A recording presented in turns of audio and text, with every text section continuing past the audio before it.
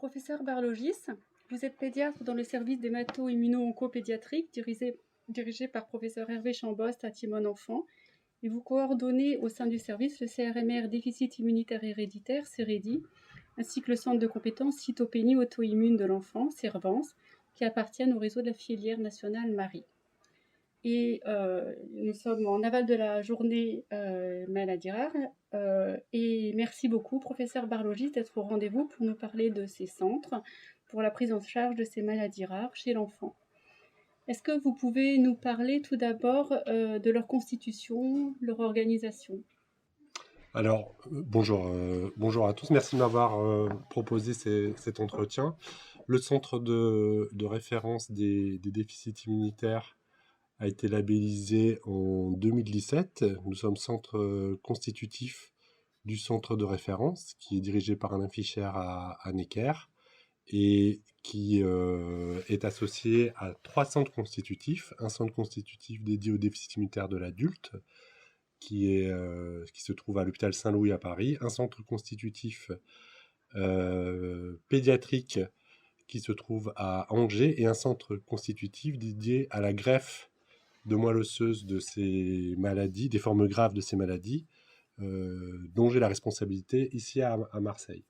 Notre centre, il a été labellisé en 2017 pour les déficits immunitaires, après avoir été centre de compétences depuis 2019. 2009. En 2009, pardon. Quant au centre quant au centre de compétences dédié aux cytopénies auto-immunes, nous sommes centre de compétences depuis 2009 et ce travail se fait en partenariat avec le centre de référence qui est localisé à Bordeaux. Ok, merci bien. L'organisation du centre de référence des déficits immunitaires, il s'articule autour de 3 équipes. L'équipe pédiatrique que j'anime, l'équipe de médecine adulte qui est animée par le professeur Steinitz en médecine interne, et le laboratoire d'immunologie clinique qui est dirigé par le docteur Velli en collaboration avec le professeur Eric Vivy. C'est donc sur ces trois équipes que s'organise notre équipe dédiée au déficit immunitaire, à laquelle s'associe l'association de famille Iris. Et en quoi consistent ces déficits immunitaires héréditaires On les dit aussi primitifs ou primaires. J'ai vu qu'elles sont classées sur Orphanet comme des maladies immunologiques et maladies génétiques rares. Alors, ce sont effectivement des maladies très rares du système immunitaire. Le système immunitaire, son rôle est très simple. Il est là pour nous protéger contre le monde microbien. Et il est capable de le faire grâce à une capacité singulière qui est celle d'être capable de distinguer le soi du non-soi. Et parce qu'il est capable de reconnaître que les microbes ne font pas partie du soi, il va produire une réponse qui va permettre de détruire le microbe. Pour vous donner un ordre d'idée de la complexité de ce système de défense, sur les 25 000 gènes que comprend notre génome, 2000 sont impliqués dans le bon fonctionnement de notre système immunitaire. Ces maladies sont donc des maladies complexes, elles sont rares. Aujourd'hui, on identifie à peu près 450 gènes parmi ces 2000 qui sont impliqués dans les déficits immunitaires. Il s'agit donc d'un groupe de maladies très hétérogènes qui ont un point commun. Chaque patient qui a un déficit immunitaire peut avoir une maladie très différente par rapport aux autres patients, mais ils ont tous un point commun, c'est une susceptibilité vis-à-vis du risque infectieux. Et cette susceptibilité peut être plus ou moins grave. Ça va d'une susceptibilité complète, une incapacité à se protéger vis-à-vis du monde microbien. Ça, c'est ce qu'on observe chez les bébés qui naissent sans déficit immunitaire, qu'on appelle des bébés bulles, qu'il va falloir greffer dès les premiers mois de vie, à une forme beaucoup moins grave, beaucoup plus atténuée, où le déficit immunitaire va se manifester par des infections souvent banales, mais qui se répètent de façon inhabituelle. L'enjeu de ces maladies rares et très hétérogènes, c'est celui du diagnostic. Le risque pour le patient qui ignore qu'il est porteur d'un déficit immunitaire, c'est qu'on ne lui diagnostique pas. Donc l'enjeu majeur pour le patient, c'est d'être référé dans un centre de compétences pour pouvoir avoir son diagnostic. Parce que sinon, il y a un risque infectieux important s'il n'a pas ce diagnostic. Tant qu'il n'a pas le diagnostic, les infections vont se répéter. Elles vont pouvoir être traitées, mais en l'absence d'un traitement préventif, en l'absence de prise en compte de la fragilité du système immunitaire de chaque patient, les infections vont se répéter systématiquement. Donc les maladies, est-ce qu'elles se déclarent toujours chez l'enfant ou pas? Ce sont toutes des maladies génétiques, toutes des maladies constitutionnelles, et pourtant, elles ne se manifestent pas toutes chez l'enfant. Il y a de véritables déficits immunitaires héréditaires qui ne se manifestent qu'à l'âge adulte. En particulier, le plus fréquent d'entre eux, c'est le déficit immunitaire commun variable, qui est pris en charge par nos collègues adultes, soit les pneumologues, soit les internistes. La proportion de déficit immunitaire de l'adulte, elle est environ de 40% de l'ensemble du registre de déficit immunitaire en France. Et parmi ces 40% d'adultes traités pour un déficit immunitaire, les 2 tiers ont été diagnostiqués pendant leur enfance. Donc il y a un tiers de maladies qui se découvrent à l'âge adulte. Et pour la partie pédiatrique, les déficits immunitaires peuvent être diagnostiqués à tout âge selon la gravité du déficit. Ça peut se manifester dès la période néonatale ou parfois plus tard au moment de l'adolescence ou de l'entrée dans la vie adulte. Merci bien.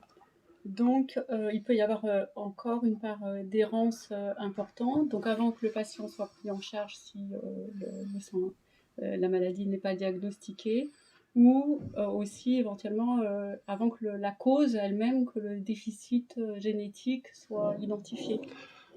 Oui, parce que le symptôme le plus fréquent, c'est l'infection, le risque, c'est de la banaliser. Les infections, c'est l'un des motifs de consultation aux urgences pédiatriques et aux urgences adultes le plus fréquent.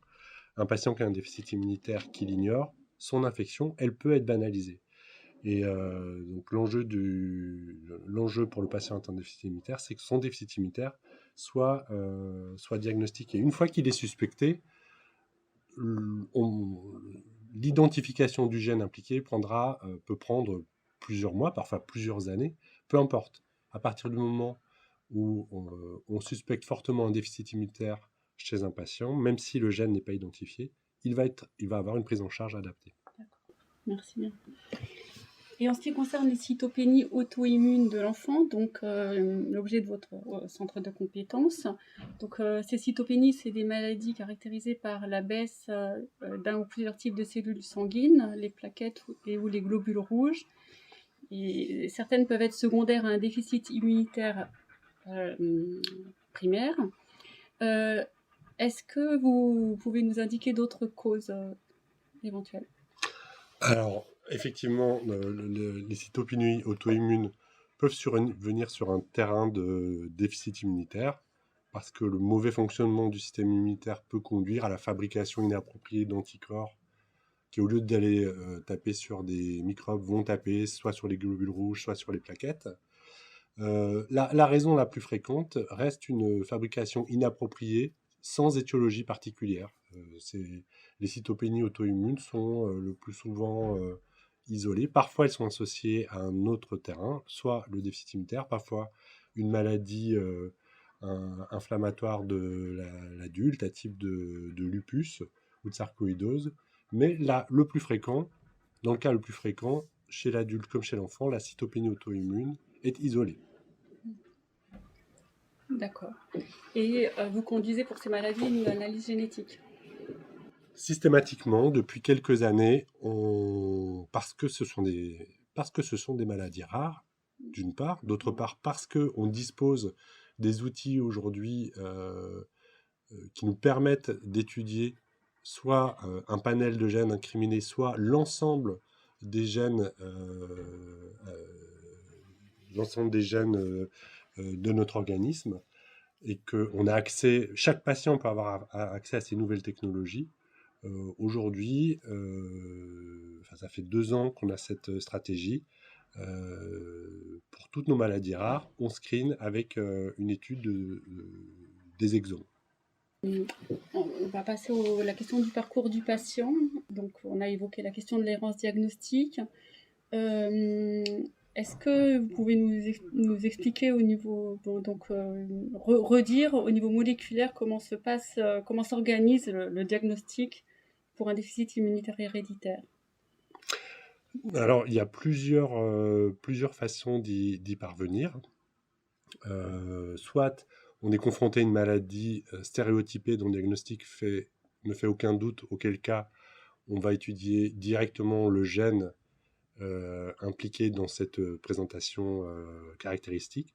Soit on est certain que le patient a un déficit immunitaire parce que il a des infections inhabituellement graves, ou il a des infections inhabituellement rares, ou parce qu'il a des explorations immunologiques tout à fait pathologiques. On est convaincu de son déficit, mais on n'a pas d'a priori sur le gène. Dans ces cas-là, on peut étudier. Dans ces cas-là, il y a 2 stratégies. Soit une stratégie de panel qui consiste à étudier tous les gènes connus aujourd'hui pour être responsable d'un déficit immunitaire. Soit on étudie d'emblée tous les exomes. L'inconvénient de la première stratégie, c'est qu'elle est vite dépassée. Aujourd'hui, je disais tout à l'heure qu'on connaissait 450 gènes impliqués dans les déficits immunitaires. Il y a 5 ans, on n'en dénombrait que 230.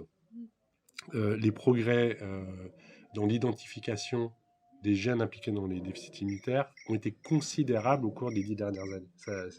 Et donc, la stratégie de panel, son inconvénient majeur, c'est qu'il faut la remettre à jour aujourd'hui quasi annuellement, parce qu'elle est vite dépassée. Le deuxième point, c'est que l'accès aux exomes est devenu facile quand on travaille dans un centre de référence. Et c'est facile, c'est beaucoup moins cher qu'avant. Et donc, on y a beaucoup plus facilement recours. Dès qu'une maladie a une présentation un peu atypique, on peut avoir facilement recours à une analyse d'exome. D'accord, merci bien. Et pour les traitements disponibles ou en cours d'essai, et peut-être on peut parler encore plus spécifiquement des déficits immunitaires héréditaires, dans quel cas faites-vous une greffe de cellules souches hématopoïétiques ou greffe de moelle osseuse? Est-ce que c'est une thérapie qui marche, et qu'est-ce que le traitement implique? Alors, la greffe de moelle osseuse, c'est le traitement de référence, c'est le seul traitement en réalité qui permet de guérir un déficit immunitaire héréditaire. Pourquoi? Parce que ces maladies sont des maladies des globules blancs, et que tous les globules blancs sont fabriqués dans la moelle osseuse. Donc, le remplacement d'une moelle osseuse malade par une moelle osseuse saine, ce qu'on appelle la greffe de moelle osseuse, va permettre de guérir tout déficit immunitaire. Donc, dans l'absolu, on pourrait le proposer à n'importe quel malade. On ne le fait pas parce que c'est une procédure qui est extrêmement intensive, à très haut risque pour le patient, parce que avant de remplacer la moelle malade par une moelle saine, il faut détruire la moelle malade avec de la chimiothérapie extrêmement intensive. Le patient va être en isolement dans une chambre stérile pendant 45 à 50 jours, et que cette procédure va exposer le patient à des complications parfois graves, parfois des complications qu'on n'arrivera pas à contrôler. C'est devenu rare, mais c'est possible. Et ce qui fait qu'on ne propose cette procédure de greffe qu'aux patients présentant une forme grave de déficit immunitaire. La logique est assez simple. On ne propose la greffe que lorsque l'on considère que le risque de la maladie est plus élevé que le risque de la greffe. Donc c'est une procédure qui aujourd'hui est réservée aux formes graves de déficit immunitaire. Mais compte tenu des progrès que l'on a fait au cours des 10 dernières années sur la préparation de ces greffes de cellules souches hématopoïétiques, compte tenu des progrès que l'on a fait au cours des 30 dernières années sur le diagnostic précoce des patients, leur prise en charge précoce, les patients, y compris ceux qui ont une forme grave de déficit immunitaire, sont mieux soignés, ils vont mieux, ils sont plus volontiers éligibles à la greffe, et nos greffes, aussi intensives soient-elles, ont progressé. C'est-à-dire qu'aujourd'hui, on greffe le nombre de patients que l'on amène à la greffe chaque année augmente de façon linéaire depuis une dizaine d'années. On est passé sur la première décennie des années 2000 à une cinquantaine de greffes chaque année en France. En 2015, de mémoire, on a greffé 70 patients pour un déficit immunitaire en France. Cette année, on va dépasser la centaine de patients. C'est la raison pour laquelle notre centre a été labellisé comme centre de référence dédié à cette procédure, puisque le centre historique, qui est même le centre historique mondial pour la greffe de déficit immunitaire, c'est le centre d'Alain Fischer-Necker, ne peut pas absorber un tel surcroît d'activité.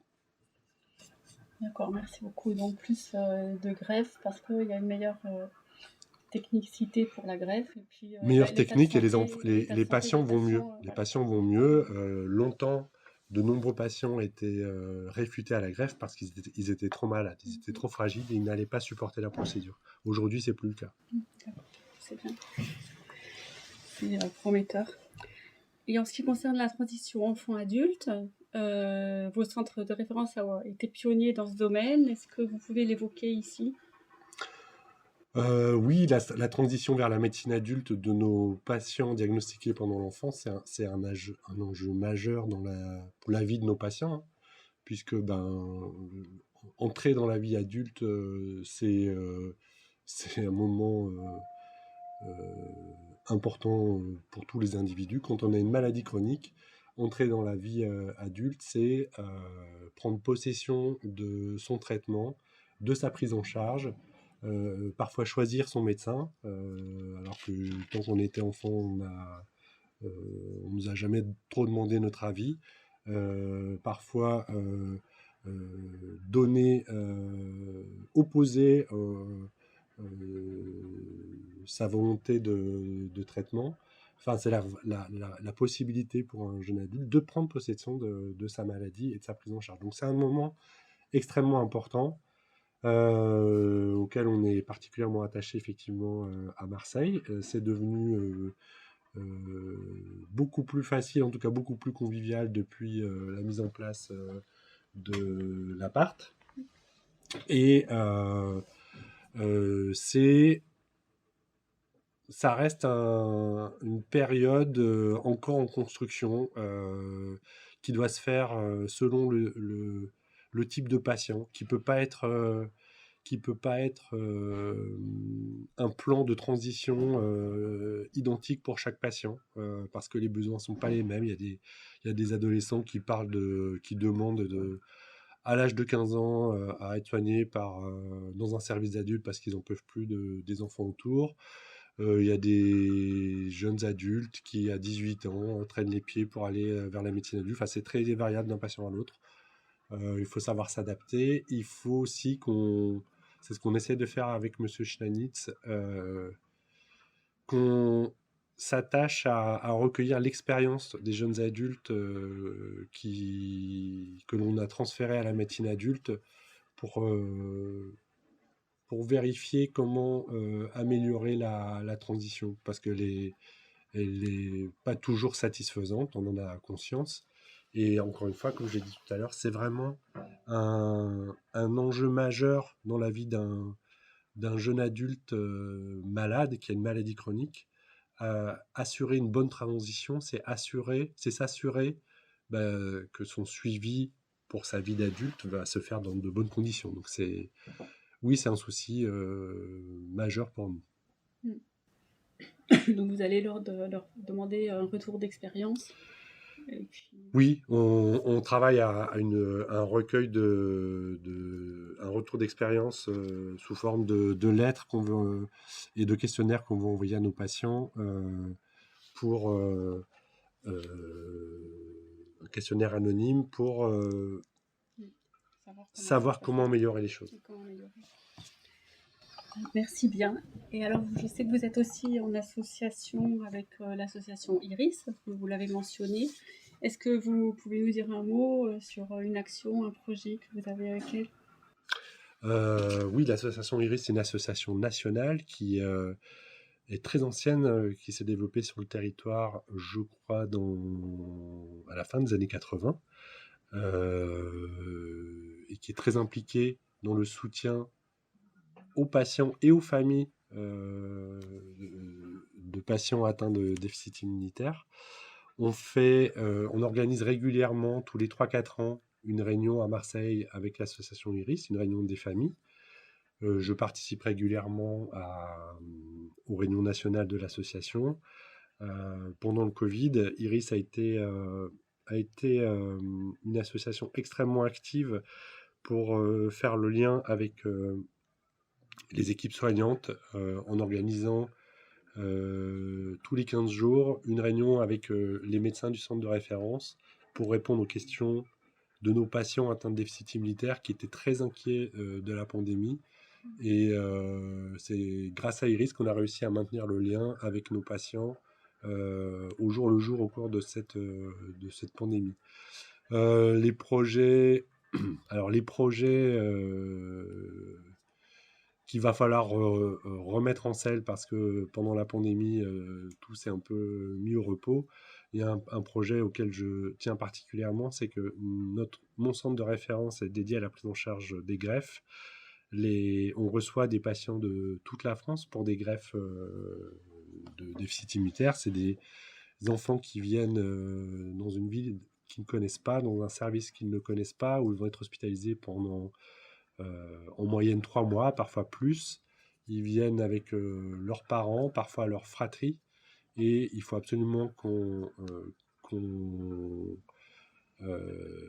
améliore l'hébergement des accompagnants de nos patients qui viennent parce qu'on est centre de recours, parce qu'on est centre de référence. Ils font des centaines de kilomètres pour venir faire greffer leur enfant, et il faut qu'on arrive à trouver des modalités d'hébergement qui permettent aux familles d'accompagner les enfants malades quand ils viennent soutenir leur enfant pour avoir une greffe de moelle osseuse. Il y a des solutions d'hébergement à la Timone Enfant qui sont constamment saturées, et avec Iris on a eu le projet d'un appartement d'accueil, et il faut qu'on relance ce projet qui est essentiel pour l'accueil de nos patients, encore une fois, qui viennent de Clermont-Ferrand, de Toulouse, parfois de Paris quand le service de Necker est saturé, qui viennent aussi de nos pays frontaliers de la Méditerranée. Et donc ce sont des familles qu'il faut savoir que l'on sait accueillir, mais il faut qu'on améliore notre hébergement. Ouais, c'est vrai que ce sera vraiment super d'avoir cet appartement pour ces familles. Absolument. Ouais. Donc ça sera une innovation. Et en matière donc de recherche, d'innovation, vous avez une activité importante pour la recherche, pour la formation aussi. Et votre service fait partie de la Fédération hospitalière universelle Marseille Immunopol pour la recherche translationnelle, la formation. Et vous-même, vous êtes affilié à l'équipe de professeur Pascal Auquier au département de santé publique de la PHM. Alors, vous avez beaucoup de publications, mais est-ce que vous pouvez nous évoquer plus particulièrement aujourd'hui vos études sur la santé et la qualité de vie des enfants atteints de déficit immunitaire héréditaire ? Effectivement, avec l'équipe de Pascal Auquier, on a mis en place une cohorte nationale d'étude de l'état de santé de l'étude du suivi de l'état de santé à long terme de patients qui ont un déficit immunitaire. Pourquoi on a fait ce travail? Parce que il y a une trentaine d'années, l'enjeu de la prise en charge d'un patient atteint d'un déficit immunitaire, c'était la survie. On voulait que le patient survive. Aujourd'hui, pour les raisons que j'ai évoquées tout à l'heure, les progrès considérables qu'on a fait dans le diagnostic, dans la prise en charge, dans les greffes, la plupart de nos patients diagnostiqués pendant l'enfance vont survivre. Si bien que la question qu'on aborde toujours au moment du diagnostic avec des parents à qui on annonce un diagnostic de déficit immunitaire, c'est le devenir à long terme, le devenir à l'âge adulte. Aujourd'hui, on n'a aucune donnée médicale objective de l'état de santé à long terme de ces patients qui naissent avec un déficit immunitaire. C'est pour cette raison qu'on a créé cette cohorte de suivi prospectif de l'état de santé de patients atteints de ces maladies rares. Et nos premiers travaux ont montré que l'état de santé de nos patients adultes était dégradé par rapport à l'état de santé de la population générale, alors même qu'ils sont pris en charge depuis leur enfance. Et on a montré aussi récemment l'impact de la greffe de moelle osseuse, puisque chez les patients qui ont pu bénéficier d'une greffe de moelle osseuse, on a une amélioration significative, non seulement de leur état de santé, mais également de la qualité de vie avec les années post-greffe. Et ce travail continue. Ça, c'est pour les recherches que l'on mène avec l'équipe de Pascal Auquier. Effectivement, on travaille également avec les équipes des laboratoires d'immunologie de Marseille, mais également avec les équipes de l'Institut Imagine pour favoriser une meilleure compréhension, une meilleure dissection moléculaire de nos maladies rares. Des mécanismes. Des mécanismes de ces maladies, parce que aujourd'hui, mieux comprendre une maladie, c'est pas seulement mettre le nom d'un gène responsable sur la maladie.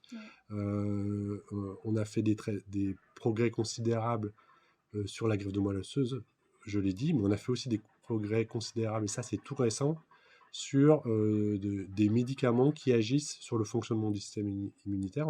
C'est ce qu'on appelle des biothérapies, et ces biothérapies qui se développent depuis une dizaine d'années sont des anticorps monoclonaux qui sont capables soit de calmer un outil du système immunitaire qui s'emballe et de le mettre au repos, et donc d'améliorer les symptômes d'un patient, soit de stimuler le système immunitaire. Et ces nouvelles thérapies n'ont de sens que parce qu'on comprend mieux le dysfonctionnement généré par une anomalie génétique. Et aujourd'hui, parmi les progrès thérapeutiques les plus significatifs qui ont été faits au cours des 5 dernières années, c'est clairement l'accès aux biothérapies pour nos patients atteints de déficit immunitaire, pour lesquels on pensait que, sortis des antibiotiques et de la greffe, il n'y avait rien de neuf à leur proposer. C'est plus vrai aujourd'hui. En identifiant de façon précise le déficit immunitaire de chacun, il est de plus en plus fréquent que ce diagnostic moléculaire permette de proposer un traitement personnalisé. Alors, pas un traitement personnalisé à l'individu, mais un traitement adapté à l'anomalie moléculaire qu'on a identifiée. Un traitement ciblé, voilà. Super. Et donc, voilà, donc ça c'est récent, et prochainement, il y a encore des espoirs thérapeutiques, des attentes Donc une meilleure caractérisation encore de la signalisation du dysfonctionnement moléculaire et puis Oui, d'autres choses. le développement des anticorps monoclonaux, des biothérapies et les progrès qui sont faits dans l'ingénierie de ces molécules, en particulier grâce au développement des molécules anticancéreuses, hein, le bénéfice secondaire de toute la recherche sur le cancer, une des premières pathologies qui bénéficie de la recherche sur le cancer, ce sont les patients atteints de déficit immunitaire. Donc il y a des progrès en termes de biothérapie, il y a des progrès extrêmement impressionnants qui se font sur la greffe de moelle osseuse. L'inconnu, c'est aujourd'hui la thérapie génique, qui a été pourtant le premier modèle de thérapie génique qui a fonctionné chez l'homme. C'était une maladie qui touchait des nouveau-nés, ce qu'on appelle les bébés bulles. Aujourd'hui, la thérapie génique dans les déficits immunitaires est en attente de nouveaux protocoles. Mais les progrès, ce sont la biothérapie et la greffe. Un mot par rapport à ces formes graves qu'on appelle les bébés bulles. C'est une actualité toute récente, puisqu'il y a une quinzaine de jours, le ministère a enfin élargi le dépistage néonatal aux formes graves de déficit immunitaire primitif. Et donc, d'ici, je l'espère, 3 ans, on va pouvoir dépister en France. Tous les bébés qui naissent sur le territoire vont pouvoir être dépistés afin qu'on identifie à la naissance les patients porteurs d'un déficit immunitaire combiné sévère, ce qu'on appelle les bébés bulles, ce qui va nous permettre de greffer ces bébés avant qu'ils fassent leurs premières infections. Alors ça va être un progrès tout à fait ciblé, hein, les bébés bulles, c'est une quinzaine, une vingtaine de diagnostics chaque année en France. Mais pour les patients concernés, ça va être un progrès considérable. Normal. Oui. Prise en charge immédiate. Oui. Bien, merci beaucoup pour toutes ces informations. On les a pas tout dit non plus. Est-ce qu'il y a encore, vous avez déjà dit beaucoup de choses. Est-ce qu'il y a encore un ou d'autres éléments que vous souhaitiez dire, ou un mot de la fin? Merci de m'avoir accueilli sur ce podcast. Et une prochaine. Merci à vous, c'est passionnant. Et puis, il y a aussi des informations sur Internet. Et puis, on attend le congrès international pour les déficits immunitaires à Marseille. Effectivement, j'ai oublié de vous le dire. On a soumis notre candidature il y a 4 ans et on a été sélectionné pour effectivement accueillir ce congrès qui est le plus gros congrès d'immunologie clinique au monde. À peu près 3000 participants tous les 2 ans. Et donc, cette année, il a lieu en Suède. Et en 2024, il aura lieu à Marseille. C'est super. Ouais, Merci on est très beaucoup. fiers. Merci. Oui, vous avez raison. Merci.